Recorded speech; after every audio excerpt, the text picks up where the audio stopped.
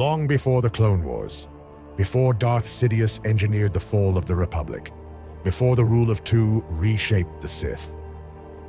There was a Dark Lord whose power outlived his body, a Sith who conquered not only a planet, but time itself.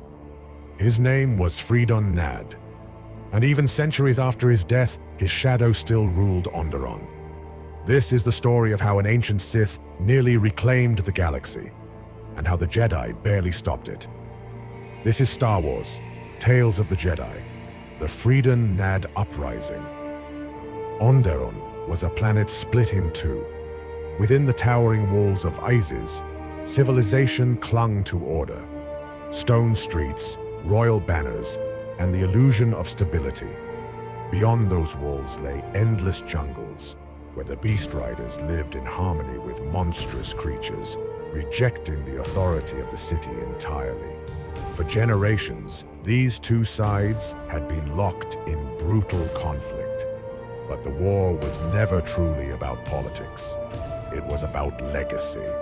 Centuries earlier, Onderon had fallen to a fallen Jedi, Freedon Nadd, who embraced Sith teachings and returned to conquer the world that cast him out. He ruled as Dark Lord. He enslaved kings. And when he finally died, he refused to leave. Freedon Nadd's tomb became more than a grave. It became a conduit. Darkside energy radiated from his remains, poisoning the planet itself. Over time, a cult emerged, the Naddists, openly venerating him, practicing Sith magic, and undermining the throne from within. Even Onderon's royal bloodline was corrupted. Queen Aminoa and later her descendants ruled not as monarchs, but as servants of a dead Sith. The Jedi Order sensed the imbalance, and finally, they intervened. Jedi Master Arca Jeth of Arcania arrives on Onderon, accompanied by his apprentices Ulic Qel-Droma and Qel-Droma, as well as the Twi'lek Jedi Tot'Donita. Arca is old, wise, and deeply attuned to the Force. What he senses terrifies him. The dark side here is not aggressive. It is patient. Through diplomacy, Arca negotiates peace between Isis and the Beast Riders, ending a war that had lasted generations. But peace does not cleanse corruption. Arca understands the truth. As long as Freedon Nadd's remains remain on Onderon, the planet will never be free. Arca orders the removal of the Sith sarcophagi, the remains of Freedon Nadd and Queen Aminoa, to the Moon Jun, where their influence can be sealed away. It is a logical decision. It is also a catastrophic one, because the Sith were waiting. During the funeral procession, chaos erupts. A colossal Sith war machine bursts from beneath Isis, tearing through the spaceport. Naddist forces flood the streets. Their champion emerges, Warb Null, a towering armored warrior empowered by Sith sorcery. The city burns. Jedi and Republic forces scramble to respond. And then, Arca Jeth is struck, not by blade, not by blaster, but by an invisible wave of pure dark side energy. He collapses, alive, captured. The sarcophagi are stolen, and the true plan is revealed.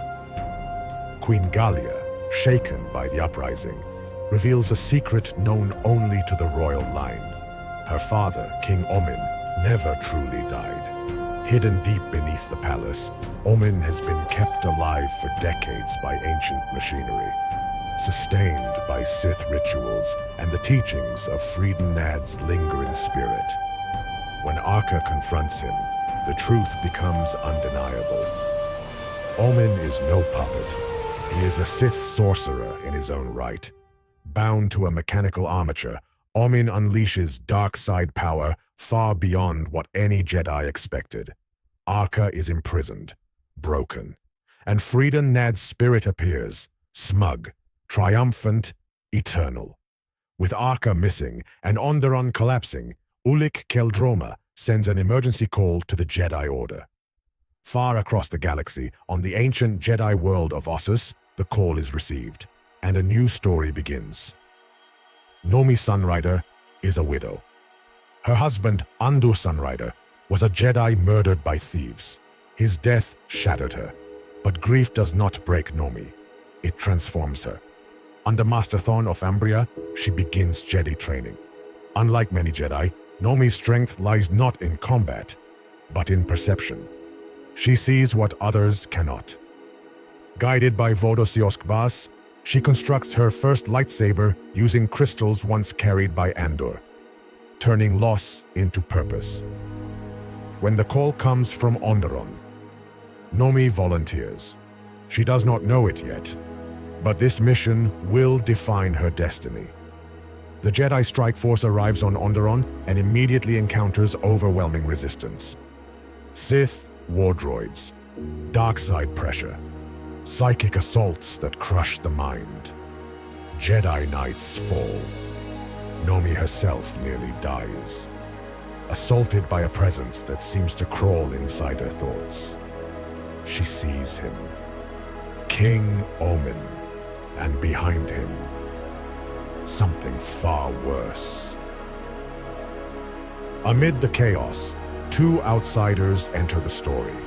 Satal Keto and Alima, nobles from the Empress Teta system, obsessed with forbidden knowledge. They stole a Sith spellbook from Coruscant, and now they stand before King Ommin. Ommin welcomes them, manipulates them, and gives Satal a Sith talisman, unknowingly creating the future Krath Order. The Sith do not need armies, they need disciples.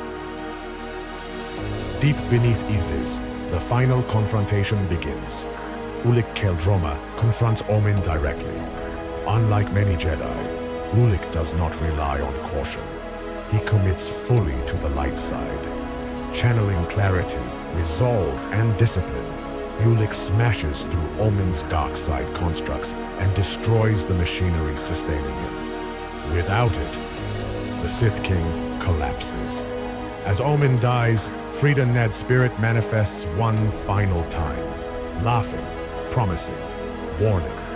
The Sith will return, and then he fades.